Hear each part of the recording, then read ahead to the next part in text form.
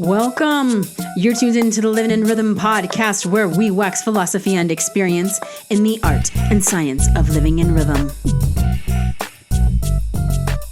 I'm Sister Sunday, and I came here to let my soul shine. It's a lifestyle, you know what I'm saying?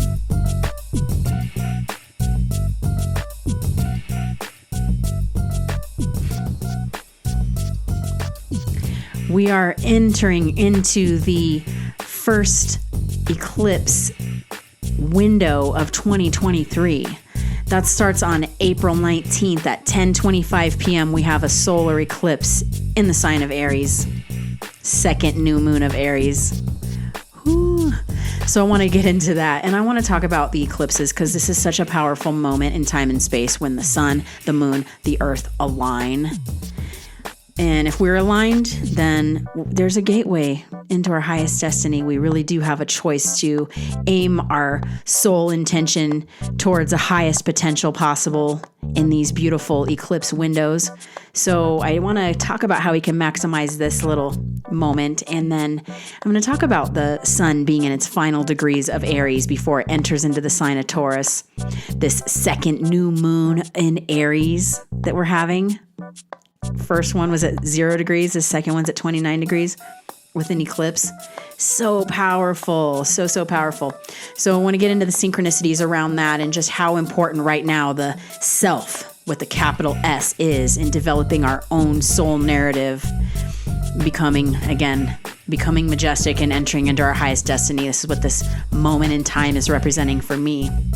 And so I'm going to share about how these evolutionary pathways with the nodes, with Pluto, are aligning in this beautiful moment at this new moon. There's the chart is brilliant, and I'll post it on my website so you can see it. But I'm going to get into that, and then I want to talk about Black Moon Lilith, which I have yet to share about Black Moon Lilith on the pod because, well, she's always in the charts. I just never talk about her because I don't really know why, but we're going to talk about her today because she's making a really potent alignment with this eclipse and with Pluto right now. And, just this, I want to get into time. Like the whole concept around living in rhythm is aligning ourselves with nature and breaking free from the construct of time that society has built for us that's sort of got people not living at their fullest capacity. And so we're going to use our core calibration and our cosmic synchronization to really tune in to this beautiful, powerful moment in time and space and see if we can't maximize our own experience while we're living in rhythm.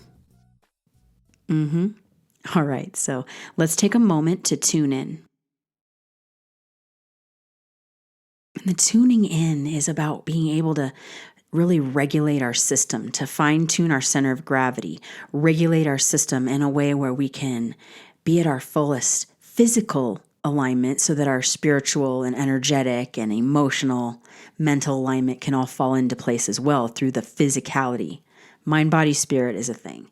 So with the core calibration, when we talk about tuning in, I want you to just take a breath or two in your own timing. It doesn't have to be some fancy breathing. It's just a nice rhythmic breath that's your timing, your rhythm of fully inhaling and completely exhaling.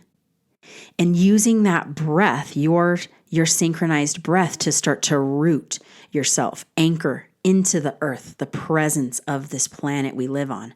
So I just visualize myself like a little sprout that starts to reach roots into the soil, into the depths of the soil, and just then grow into a really large tree. You want to sink those roots deep as you can. And then from that, with the oppositional energy that we talked about with the full moon, with the oppositional energy of the root, you rise and you grow upward and outward into the space that surrounds you as full as you can, gradually and gracefully. And this is it's not about like being overextended, but it's just about expanding into the space and really making your presence known. I am here. I am rooted. I am grounded in the earth and connected into the sky above. I can sense the elements of the wind, can feel the rhythm of the water, can anchor myself with the earth. And from that place, we can get creative and start to bring that fire, that creative fire, and circulate it. And from that circulation, then we get to feel into the ether, the space. And, this is one of my most favorite things to talk about, is really being able to tune in and feel connected to the elements. And I feel like this presentness, us becoming present in ourselves and then making our presence known to nature, to the elements, to the place that we dwell, is sort of it's a very sacred thing. And it's also just something that animals do all day long. Animals and plants are just being who they are, and they're so present in within themselves in time and space. And I really feel like the more we can come back to this natural alignment with ourselves and nature, the elements, the earth, we're making our presence known, but we're also making a bond. We're like bonding with nature in a way where we can start to receive energy and give energy. And, this is important to be able to resource our own vitality through our connection to our own source and our own connection to nature and life itself. It's a very powerful tool that when we calibrate the core, this is what we're doing, is we're centering ourselves in a way where we're calibrating, we're tuning to nature, we're tuning ourselves in alignment with nature. And with that, we're aligning with the natural force of time, this rhythm, this flow of love, this rhythm of like time. I'm going to quote Utah Phillips. He's on this Ani DeFranco album. This song, he says, time is an enormous river and I'm standing in it. And it's like the river is flowing and he goes on to tell the story about how through that river, everything that came before us comes to us and everything that we touch comes after us. And it's this beautiful flow of presentness in the movement of time and space, because we have to start to recognize that time and space, like they say, time is one of the most precious resources we have because you can't get it back. It's not resourced. I mean, a lot of those precious resources are precious, in like water, like clean water, clean air, a roof, food, sustenance, love, connection. These things are precious. And the more we tune in and acknowledge that and make a connection, a bond, just affirming our bond. It's kind of like, in the morning when you say hi to your loved ones or you say hi to your pets or there's something really sacred about connecting with the things and the people and the things that we love in life. And part of the core calibration is very much that. It's about honoring and recognizing I'm here. I'm grateful to be here. I'm grateful for fresh water. I'm grateful for the sunshine, for the breeze that's blowing, for the earth that's growing life. I mean, it's time. This is the North Node in Taurus. And the nodes are a big topic for today. That's where the nodes are, where the eclipses occur. And the North Node is the direction that we want to really align ourselves, so to speak. It's like a spiritual cosmic tuning fork. I'll talk about it with the evolutionary pathways, but the North Node is the future. It's where we want to align ourselves with the future. It's in Taurus right now, which is all about the earth, all about the materialization of earth. And it could be monies and energy like that, but it's also like the plants that are growing. Taurus represents the beginning or the middle of the spring season, which is where we really start to see the life coming back. This is when the trees are blooming and the bulbs are coming up and blooming, and we've got color and green. We got green and lots of flowery pastels coming through, purples, and beautiful smells returning back to life. This is what Taurus represents. And so to really honor this, where the North Node is, and it's going to be, these are the last couple eclipses in the North, with the North Node in Taurus, which, that's a whole nother thing. We've been with this North Node in Taurus really working on our sensory system and our connection to nature.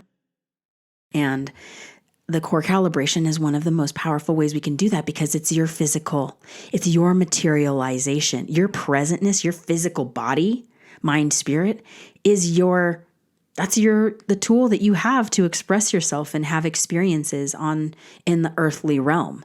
And so really honoring that North Node is one of the ways we do that is through the core calibration, where we tune into our physicality and sense my rootedness with this planet, my expansion, my ability to rise and expand and take up a little bit more space, to be present and tuned in and aware, and then to acknowledge that which is around me by nurturing it and, being myself. Okay. So that's the beginning phase. That's the core calibration. But I also want to talk about something that I have yet to talk, that today's a big day. We're talking about all kinds of things. I'm pulling all stops out. So in Pilates, we have the Pilates equipment, and I've talked about the spring in Pilates, and how the idea is, and really it to me, it represents the breath too. And like when you see like a respirator or a breathing, you can, if you take like a breathing test or something, you can see the little expansion and contraction of the inhale and the exhale, which is very similar to the coiled spring. In Pilates, you open the spring and all the coils expand, and then they squeeze back in. They come back in, and the idea is can we create a graceful rhythm of this expansion and contraction? So in the root of the spine, there is said to, and I've experienced this in my own physical practice, there's a philosophy around that at the base of the spine, in the coccyx, at the root chakra, there is a coiled spring. And the idea is to start to get enough energy from your root of your root chakra to rise up through all the chakras and out into the system. And we create that toroidal cycle that builds strength in the aura and strength in the magnetic field. Well, this is sort of mimicked through a visual or an experience of a coiled spring that's opening up. So there's potential in that coiled spring that we're trying to cultivate and nurture, and it's opening and rising and expanding like the root and the rise. This is the Kundalini energy. The Kundalini energy is spoken of in lots of different formats. Beyond Kundalini yoga itself, it has been talked about through, Carl Jung has talked about it. There's a lot of interesting relationships from the Kundalini energy and Pilates that I've acknowledged in my own physical and spiritual practice. And I will say that the coiled spring is one of my favorite things to talk about when it comes to embodiment. And so the concept is that, again, you have this coiled potential energy at the base of you, at your root. And if we can start to breathe and open ourselves up enough so that energy, that potentiality has a place to go, it's going to go up through the 7 chakra systems and then out into the field. And it's the idea is that it recycles itself. It goes up and out and around, and then it goes into the earth, and then we draw back in. It's this sourcing and resourcing that's constantly happening in our own human physicality, in our own experience. But so that's just happening whether you're acknowledging it or not. The beautiful thing about living in rhythm is the practice. As my teacher and friend Guru Jagat would say, is the application of the yogic science is what we're looking for. The application of the wisdom, the teachings that we know, the human teachings, beyond any modality or organized study. This is a very custom thing. Your potentiality, your vitality, and your energy, your presence is a very personal thing, which is why I call it the core calibration, because it's you. It's you rooting into your center, feeling your own potential energy, and starting to activate it, starting to nurture it, circulate it. Bring a little life force into your system and tune in to see where are the places where I'm not getting enough energy. Or where are the places that where I have a lot of energy and I could use to redistribute. And so like I said, the customization of your core calibration practice it's a very personal thing. And it's a lifelong practice, hopefully. It's something that we just like are constantly learning about ourselves and our own alignment and our own awareness and just being able to tune in, rooting and rising, but then to then practice. The next level is to activate this Kundalini energy, this coiled potential, this coiled spring, the potentiality of energy that can come from your source, from your root source. And it's a power move. It's a powerful skill to practice. And so, I'm going to keep bringing this on, sprinkling these practices in with the core calibration. Just know that, again, the more you relate to it and do your own observations and make your own connections between what you're experiencing and feeling, that's the best way to grow, is you developing your own relationship to these concepts and philosophies that I'm sharing, because they're very deep, but they're also extremely esoteric. And so you have to have your own connection to actually make it work for you. It's not enough anymore in the Aquarian age and in the dawn of the Aquarian age we're living. It's not the Aquarian age yet, but in the dawning of this time, which is what we're experiencing right now, this is where we're in an experiment. We're in an experimental phase right now where it's like, the more I take hold of my own science project, so to speak, which is myself, my own project, the more I play with it and work it and apply what I'm learning and experiencing on a regular and consistent level. That's how we grow. That's how we expand. That's how we become fuller and more available to achieve our highest potential. So that's kind of the thing too, is like that coiled spring, the potentiality is immense. It's bigger than the amount of energy that we hold is more than we'll ever maybe be able to, I don't know. It feels so immense and so grand that it's, I'm just figuring it out myself. And that's part of it. I don't think anybody's got it figured out. That's the truth of it. We're humans. Even the people that we love and revere so much, our spiritual teachers, our spiritual leaders, our elders, everybody's humans. Well, some of them might be aliens. I don't know. But the whole concept is that it's like, I think it would be of benefit for all of us. And I'll talk about it more with this eclipse, but like, we have a choice every day. We have a choice. Our choice to live and grow and reach our highest potential, that's up to us. And it's like it's hard to be human right now. And there's a lot of weariness going on and a lot of like heaviness. And I just encourage everyone to choose yourself. Choose like the highest potential of your lineage. Your ancestors have your back, your guardian angels have your back. It's up to you to just have the bravery and the courage and the strength to persevere in being yourself now more than ever. Nobody's better than anybody. We're all here together. And the more we all shine our light and like uplift each other and shining each other, helping other people shine their light just by us shining our own light, that's what's going to heal this world. That's what's going to bring us together. Not telling everybody what to do and putting people in boxes and making people feel whatever, like they're not as good or they're not worthy or whatever it is. It's like there is a power struggle going on right now. And so the object of the core calibration is for you to take your power back, definitely on a physical level, just by presencing your center of gravity. And that takes a lot of work. And it's, like I said, it's a lifelong practice. But as you get better at that, you're going to start to realize like, wow, this is healing my mind. This is healing my heart. This is healing my relationships. This is healing myself, my relationship with myself. And now I can focus on things that I want to achieve in this life, which could just be being happy right now. Doesn't have to be like hitting some successful heights of, in the world or whatever. That could be it too. But I'm just saying it's custom, and we need to start to take responsibility for ourselves and love ourselves a lot more.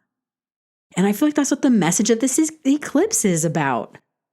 So this eclipse, this eclipse is going to occur. It's a solar eclipse, which means that when it's a solar eclipse, when the sun and the moon are together on a new moon, the moon is eclipsing the sun.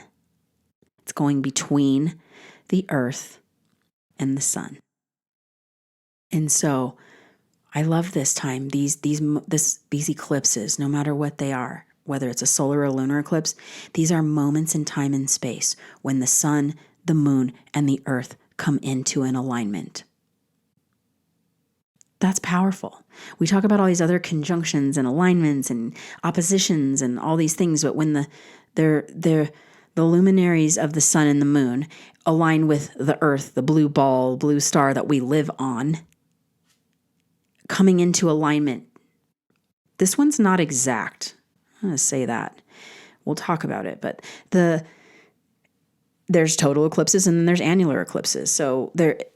But regardless, we're still in this window where they all three line together. They synchronize.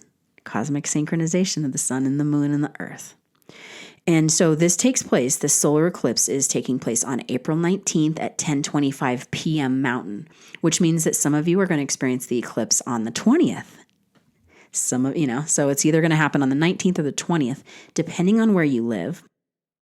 And the thing that you want to start to recognize, use these eclipses, out of anything. I talk about them a lot in the nodes of the moon, because we can follow all kinds of the astrology, but these evolutionary pathways that I have started to study more in depth, and I'm naming them the evolutionary pathways.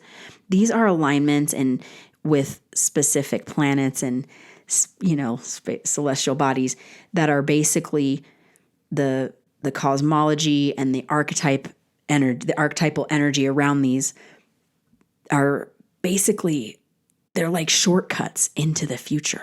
Are there shortcuts? They're not even into the future. They could be. They're gateways into our highest destiny path. These nodes of the moon specifically are places where we have a little bit of a choice, so to speak. They happen every 6 months. We have an eclipse. And there are these moments where they're like the biggest new moons and full moons of the year, because they're setting a tone for the next 9 to 18 year cycles. They are places where we can center ourselves, calibrate our core, mind, body, spirit, in a way where we synchronize towards a highest destiny path. So you can kind of feel that coiled spring potential and start to aim it where you want to start to open the spring. That's the way I'm looking at it. And I've experienced, I've known about the nodes and the eclipses for a long time, but I will tell you that it's been over the last, I don't know, when I look back at, it was started around 2017, when I really started paying attention to the eclipses. That was when we had an eclipse in the United States where you could see the total eclipse. It was a solar eclipse in Leo in August of 2017. It was around that time period when I started being whoa, I need to look at this more. And I'd already kind of known about it because I've got some potent nodal alignments in my chart, but I didn't really work the transit. I didn't start really working the transit until that's when I really got an understanding, which I'm trying to share with you all, of how to maximize these windows where I feel like I make evolutionary leaps, quantum leaps in my evolutionary mission of my soul mission when I focus my prayers, intentions, and energy, my coiled spring potential towards the north node and balancing the polarity between the north and the south node. So eclipses are great. And in Vedic astrology, they talk about them Rahu and Ketu. Rahu is the north node. Ketu is the south node. In Vedic astrology, which is the Indian astrology, very ancient, they actually are considering the true alignment of the stars. And the Vedic astrology is aligned with the precession of the equinox, and they use the nodes of the moon to really that's the place where you can find some of the teachings around how you can maximize the karmic windows of these alignments, of these ecliptic alignments. Okay, so lots to say So deep and rich, this teaching. I will, I'll get what I can out in this, and I definitely plan to do I've got a course coming up that I'm so excited to talk about, but it's not quite, it's coming, soon come.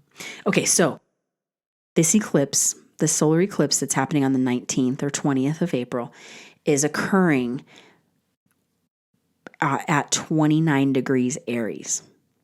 And so the sun and the moon will both be at 29 degrees Aries. And the north node is at 4 degrees Taurus.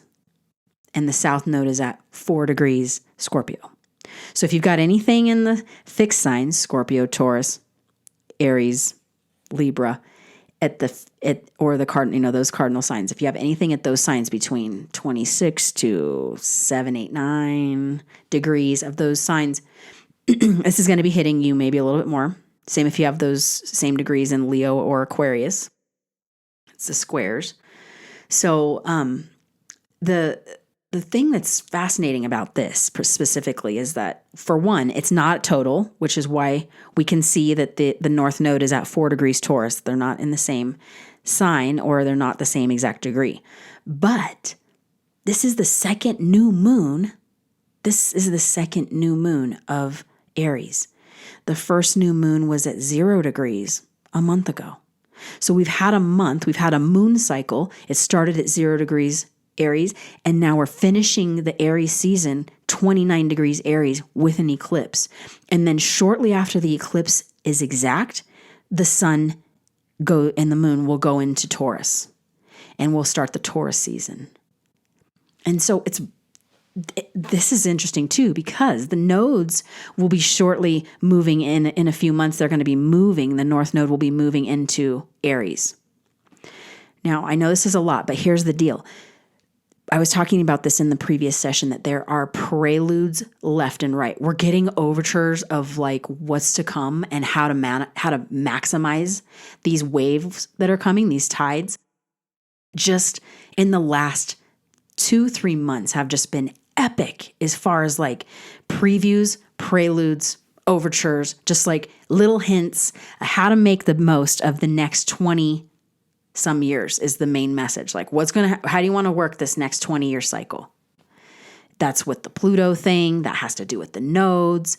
This has to do with just everything that we've been through, that we've let go of. Saturn, we got all these new cycles coming up, but there's a lot of residuals from the past still here too. And that's why this time is so interesting, because we're halfway between, I don't know if it's halfway, but we're in between where we're going and where we've been in our evolution. Like, we're in a really weird window between the past and the present and the future. And just like there's a pull to either get pulled back in time, so to speak, or to jump into the future in time. And I'll get into time in a minute, because the time thing is huge right now.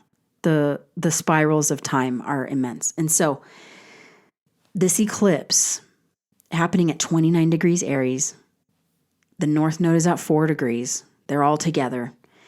Jupiter's lingering there too. It's at like 26 degrees. This is very much speaking to the self. Aries, unapologetically me. I am that I am. I am that. I am becoming my highest destiny with this north node. It's self with a capital S. And because the north node is there and it's making an opposition to the south node, this is about really defining our narrative, our self. So what's the story you want to tell for the next 20 years and beyond? Like, what are you trying to build here? What's the direction of the highest potentiality of your soul's mission? It's the soul narrative. We want to finesse it. We want to define it. We want to work it, apply it, express it, play with it a little bit, push it to grow, nurture it. It's like myself right here. What do I want to build? What do I want to achieve? What do I want to experience in the next 9 to 10 years? And then 20 years. So wild. Okay, so basically, and the reason why I'm saying that is because the north node, or basically the eclipses are on like an 18-year cycle to come back to where they were. And so 18 years ago, we were around this same point, North Node, Taurus, about to go into Aries. And then 9 years ago, it was the South Node in Aries, Taurus. So it's like 9 years. And then every 9 years it flips is the point. Okay, so with a North Node eclipse, with a North Node solar eclipse in Aries and going into Taurus shortly after the peak, it is giving me a little nudge to just like, I'm making big goals this week. This week, I'm just going to lay it out. What's my highest potential? No, really, what do I want to do? And honestly, I can barely answer the question. It's hard because there's a lot I want to do. And also have changed because I have everything we've been through in the last few years. You have to recognize that like we are not the same as the way we were. We might have to redefine our goals, reset our goals a little bit.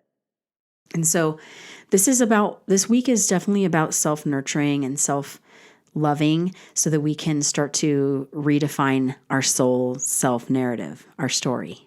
Like, what's my story? I want to take the story to the next level. Like, what's the next level of the story? And how do I take it to higher, I want to get to I want to rise to the next degree, as Erykah Badu says. And so this is a time of like becoming ourselves, our highest potential. Now that's just the nodes in the sun and the moon. Now get this. The nodes are also going to be squaring. So this eclipse is squaring Pluto at the 0 degrees Aquarius. The old Pluto story is always lurking in the back. And I talk about it. Pluto is one of the evolutionary pathway. It's one of the planets that I apply the evolutionary pathway skill to. It's the same thing of just Pluto will help you align yourself with your soul's mission. You can't not transform. You have to. And so again, it's like we have a choice. We have to choose if we're going to lean into the future, or if we want to pull into the past right now. And that's what this Pluto squaring the nodes, squaring the eclipse to me is representing. It's like I've said it the last few sessions. We are at a pivotal moment where we can have, I made this word up, but where we can have a transformation on a cellular level. There's a cellular transformation definitely occurring. And there's also a soulular transformation occurring. It's that same thing of just like, what is my coiled potential? Where do I want to aim that energy in a way where I can reach a higher perspective of my destiny path? Be a better person. That's it. You just want to be a better person. Do better today than you did yesterday. That's the simplest form of what I'm saying. But if you're like that's the short goal. That's like making a short-term goal. It's like, I just want to do better than I did yesterday. Great. The long-term goal is where we're like, when eclipses come through, this is where we can really work long-term goals. And so again, like, where do I want to aim my metamorphosis? I'm changing and transforming. Where do I want to shoot the energetic potential that I'm going to start to uncoil and unravel and project into the future? So that's the Pluto squaring the nodes. Okay. Then we have this other planetary body. We have the black moon Lilith. And basically Lilith is considered an asteroid. It's a point with like where the moon is the furthest from Earth. And so black moon Lilith is what they call her.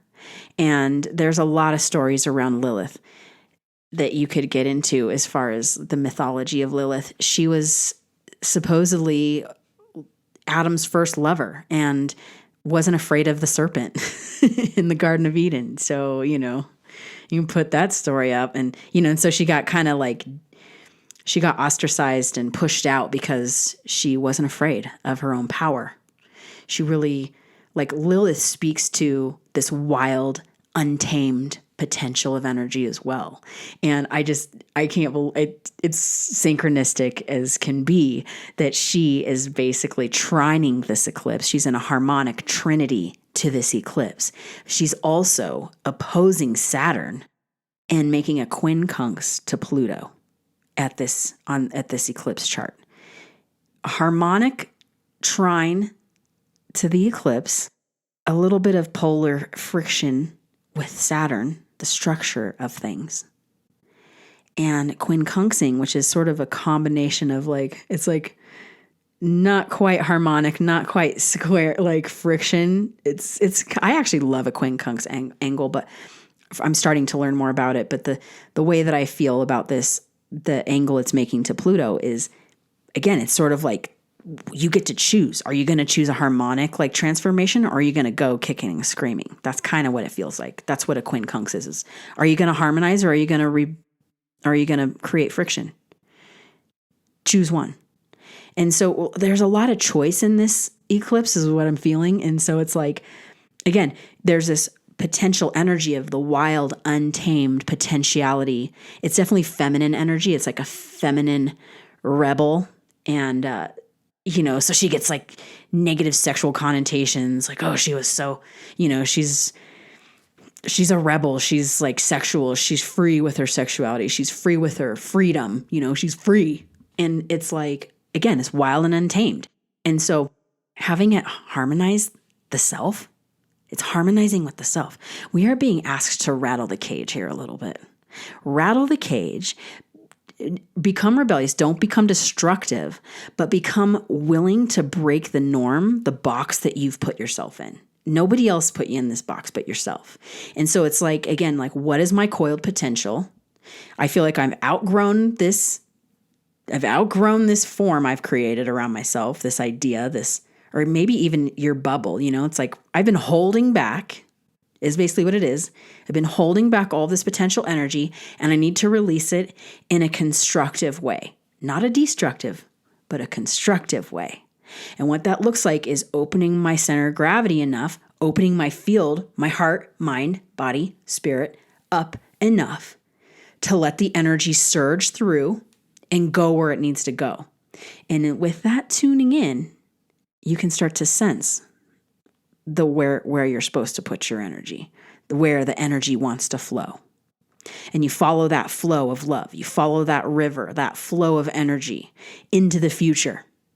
Feel where it takes you rather than trying to control it and hold on to it and build it and manifest it and create it. It's like, no, just let the energy, open yourself up enough, mind, body, spirit, for the energy to flow. And be present enough to observe, because that's the guidance. That's the intuition. That's the love. That's your ancestors. That's life guiding you into your highest destiny path. It's so deep. And so, yeah, Lilith. Oh man. Yeah. I want to quote Bob Marley too. It's just like, we've been trotting on the wine press much too long. Rebel. Rebel. Babylon's system is a vampire. Rebel. Rebel. Yeah. Because it's like, it's gracefully. There's a way we can do this where it doesn't have to be so destructive. And that's kind of back to the calibrating the core and being in tune with our center. We can really ride these waves of time and space that we're living, these monumental time waves that we are experiencing in our lives right now. We can ride them gracefully into the future and it doesn't have to be all bad, it doesn't have to be negative change. It doesn't have to be ugly. It can be. And sometimes it needs to be, but like, I'm just saying, there's a way we can do this where we come together and we rise above. And, I'm always going to aim for the optimist. I'm optimistic and I'm hopeful for the future. And part of it is because of people like you that are listening right now. Like, I know you're doing something and you're probably applying some of this stuff I'm sharing.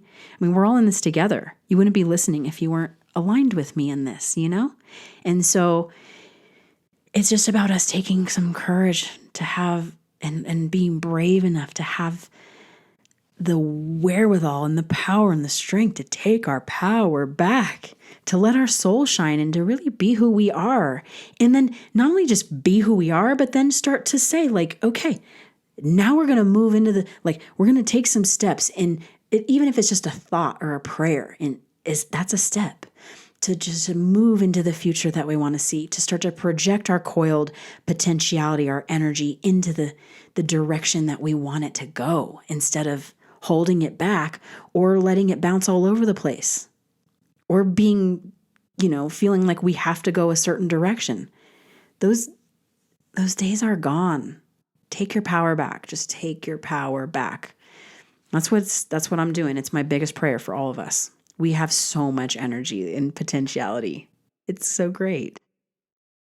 My last thing I want to talk about is time. Like the whole concept of the living in rhythm phrase that I developed many years ago and is turned into this. It's evolved into this, and it's not done. But the idea is that it's the living part is that's the big word. Live it. It's the application and the synthesis, and that's the living piece. I needed to make it my own and embrace it in my own custom way. I live it. Living in rhythm, in tune. Rhythm is in tune and in sync with myself, my highest destiny, right? My soul's mission. And then with the earth I dwell on, the elements I live with, the sun, the moon, the elements, and then all the living beings that I'm surrounded with, that I live with, that I'm surrounded by, in my community, in my home, in my family, in my, it's like it's about being in harmony with life. And part of the whole concept, it really was rooted in this idea of the moon phases. I had talked about this before in another podcast, but the idea of living in rhythm really came from me making a connection to my moon cycle as a woman, my menstrual cycle. And then it hit me. Like I knew it was a 28-day cycle. It was so weird, but like the whole concept of this rhythm of the wax and the wane, I started observing it from the actual moon itself in relation to the sun and the earth, which is what makes the phases. So again, it's the relationship sun, moon, earth. And then my relationship to myself. I have a wax and a wane once a month as well. Men do too. They just don't bleed. But all humans' life on the planet experiences this wax and wane over and over and over again.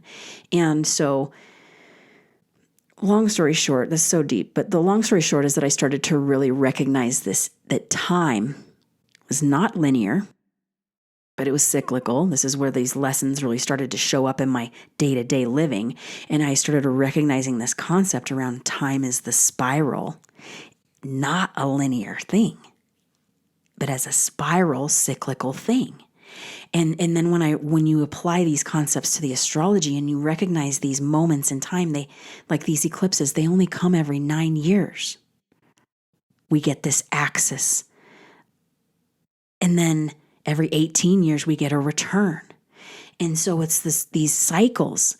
And it's beautiful because like I said, they might come back to that degree, but it's never on the same part of the coil or the spiral, the coiled spring of time and space, And so it's like, we're just spiraling through time and space, just like the coiled spring. And it's like, we're never in the same place at the same time, ever.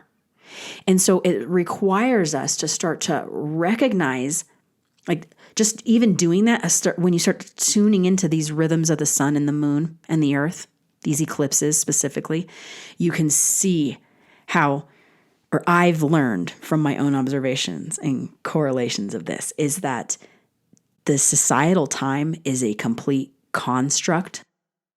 The Gregorian calendar is a constructed, organized time that people all live and agree to live by, that basically has a lot of us, it's out of sync with nature. It is completely out of sync with the sun and the moon. And so coming back to these alignments, especially the new moons, the full moons, the eclipses, the season changes, the solstices and the equinoxes. These are moments in time and space where we can relate, we can connect the relationship to the sun, the moon, and the earth together, and then ourselves in it, because we live there. We live here. And so they're the most powerful times, the eclipses, the solstices, and the equinoxes are the most powerful times of the year because of this reason of bringing these 3 planetary celestial bodies together in alignment with ourselves. And again, they give us insight. They're gateways into the future, into our highest destiny path. They're windows in time where we can maximize our experience as a human, this life, this moment. And we can look back 9 years or 18 years and get some insight. We can set goals and intentions for the next 9 to 18 years with these eclipses. And so I encourage everyone to just start to look at the eclipses a little bit. And because here's the thing, we have this solar eclipse, and then in 2 weeks we have a lunar eclipse, which happens to be happening on the coronation of King Charles III.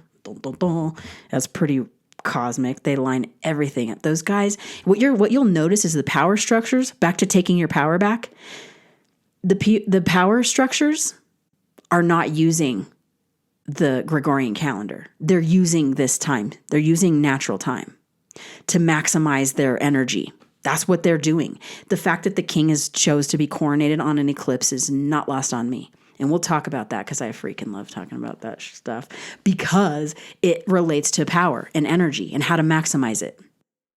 And it's and it's soap opera stories to hear about the royal family. But the whole thing is that it's entertaining. It's horrible, but it is. But it's also, I've been looking at these things and I can see it's just a lot of those high ranking royals are all born on eclipses. William was. I think King Charles was, but definitely William was, and Kate was too. They were born on an eclipse. The thing that you want to recognize is that, again, when there's this potential amount of energy rooted in the center of all of us, at the seat of all of us. And so for me, being a better human, being able to have a happy and fulfilling life is definitely facilitated by me tuning into my center of gravity and working with that potential energy that dwells within me and moving it and circulating it and then harmonizing that with which is outside of me. The sun, the moon, the earth, the elements, the beings, my loved ones, my cat, my dogs that my family owns, like my friends and family pets, the trees that live on where I live, the trees that live outside my house, the birds in them. It's like making a connection to yourself and your environment and tuning in with the sun and the moon to help get energy from it. Like, that's what I mean. There's a lot of overtures, preludes, previews into the future, into your potentiality. Where can the energy go is what you want to start to ask yourself. Like, how can I maximize this moment in time so that I can ride this wave into my highest destiny path? And this is the best part. We don't have to know all the answers right now. We just want to be tuned in so that we can ride the wave, be present in the moment. And I'm telling you, when you tune in like this, it will give you energy. It will give you life force. It is a way to resource that flow of love, that vital energy that we need to be here, really. But then the next level is to be here, happy, healthy, hip, happy humans. You guys know. So, yes, you know me. I'm here for you, and I appreciate you so much. If you want a reading or if you want a little insight into how to maximize this next wave cycle, this next eclipse cycle that we're coming into, hit me up, book a sesh. livinginrhythm.com is the website. Got the audio on YouTube. I'm definitely so grateful for all the new support that's coming through and the feedback. It's been, I just am so grateful for all the positive feedback, and I will be putting more stuff, more visual things on YouTube as well. But I just am so grateful for everyone tuning in the way that you do, however you do. And I feel you. I feel your love and support, and I want you to know that I'm sending it right back. And I just thank you so much for tuning in. I really do appreciate you, and I'm wishing you the best. Maximize this eclipse wave. It's all about you, baby. Like, set that new soul narrative. Like, set your new focus for what's your story, what story you're going to tell for the next few months, the next 6 months, 9 years, 20 years. We want to start to use that long view of time, like work the long view of time, because you can manifest great things with your life. You can manifest really, really powerful ways of showing up in this world. And we need you. We need you to be centered, grounded, happy, healthy. Yeah, let's do it. We can do it together. I love you guys. Thank you again for tuning in. Have a wonderful new moon solar eclipse in Aries, baby. Blessings and love. Peace.